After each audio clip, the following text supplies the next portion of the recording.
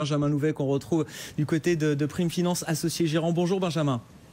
Bonjour Grégoire. Bon, le pétrole qui reste évidemment un sujet toujours à la une de l'actualité pour les marchés. Mais c'est vrai qu'il n'y a pas de rebond du pétrole. Là. Enfin, le rallye est généralisé sur les actions, mais sur les matières premières, est-ce que c'est un peu différent? Alors, il y a quand même eu un rebond ces quelques jours, parce que fin août, on était à moins de 40 $ sur le baril de brut léger américain, le WTI. On est remonté quand même autour de 45 là.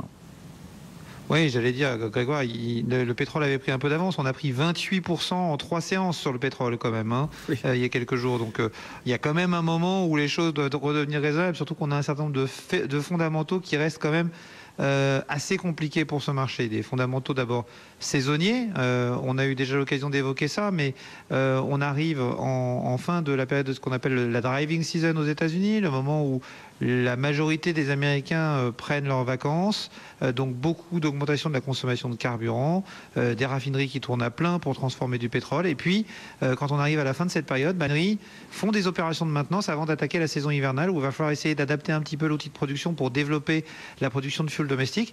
Et donc, pendant quelques semaines, on a une baisse de la consommation de pétrole de la part des raffineries d'environ 1 million à 1,5 million de barils par jour, qui vont venir se rajouter à ce surplus de production qu'on a déjà depuis quelques mois, et donc potentiellement là encore peser sur le cours du pétrole pour les jours à venir. Et puis il y a un autre élément aussi qui pèse sur le cours du pétrole, vous en parliez à l'instant avec Christophe Donnet, c'est la décision de la Réserve fédérale la semaine prochaine. Alors je ne suis pas économiste, je ne sais pas ce qu'ils décideront, mais j'ai quand même l'espoir qu'ils entendent les appels répétés du FMI d'une part, et puis encore aujourd'hui de la Banque mondiale, à reporter la hausse des taux et à rester effectivement, comme le disait Christophe, amical avec les marchés financiers.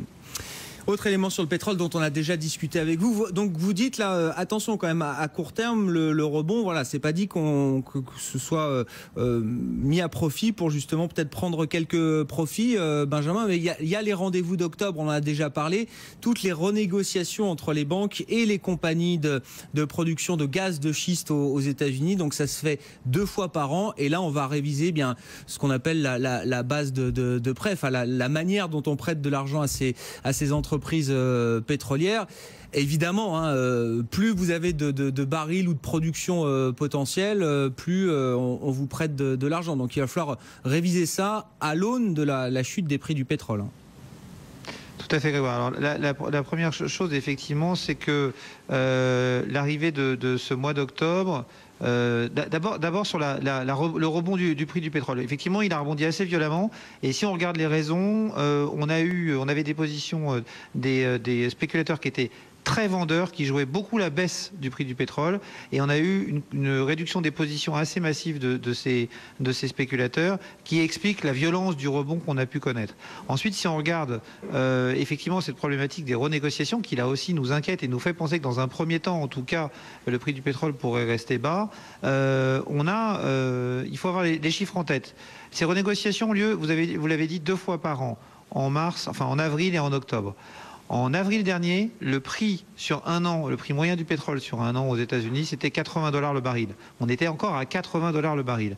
En octobre de l'année dernière, on était encore à 100 $ le baril. Là, à l'heure où je vous parle, si on regarde sur une année, le prix moyen du baril de pétrole sur l'année passée, c'est moins de 60 $ le baril. Ça veut dire qu'on va, en un an, avoir perdu 40% de la valeur du prix de référence de l'actif qui définit ces sociétés pétrolières. Donc forcément, si le pétrole vaut quasiment moitié moins cher, vous pouvez aller en chercher moins, parce que le pétrole le plus cher ne pourra pas être récupéré de façon profitable.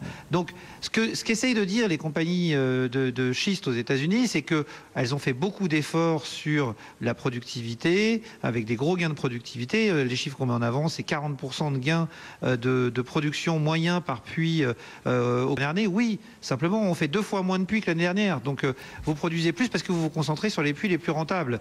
Donc ça, est-ce que c'est durable? Et puis le problème, c'est que les lignes de crédit vont être calculées sur la base d'un prix à 60 $. Et là, vous avez beaucoup de sociétés aujourd'hui. Je rappelle que la plupart des sociétés de pétrole de schiste ont des emprunts qui dépassent leur cash flow. Donc son cash flow négatif, il n'y a que quelques sociétés qui arrivent à être cash flow positifs. Et pour dire les choses simplement, Benjamin, ce qu'il faut comprendre, c'est que, c'est d'ailleurs l'objet d'une note de Citi aujourd'hui, les banques et les marchés obligataires qui prêtent aussi de l'argent à ces entreprises, là, vont avoir droit de vie ou de mort sur ces compagnies. En tout cas, décider qui est suffisamment solide pour continuer à rester en activité et ceux qui doivent sortir du paysage, quoi. Oui, c'est même plus flagrant que ça. C'est pas le droit de vie ou de mort, c'est le droit de mort essentiellement, parce que effectivement, vous allez avoir un certain nombre de ces sociétés qui vont tout bonnement et simplement se voir couper leur ligne de crédit. Il y en a déjà eu depuis le début de l'année. Il y a eu à peu près 9 défauts, je crois, dans le domaine pétrolier depuis le début de l'année. Ça représente 30% du total des défauts aux États-Unis.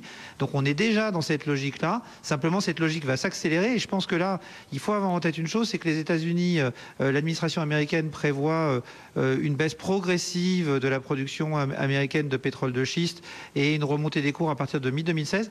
Nous, on est chez Prime Finance, on est plus pessimiste que ça. Il faut savoir que les organismes de ce type, comme l'Agence américaine à l'énergie ou autres, sont des très mauvais prévisionnistes. Si on regarde en avril l'année dernière, je rappelle que l'Agence américaine à l'énergie exhortait l'OPEP a augmenté sa production parce qu'on allait manquer de pétrole en avril 2014. En septembre, on commençait une baisse très importante. Donc nous, on pense qu'une fois que le mouvement va s'enclencher, ça va être beaucoup plus rapide que ça.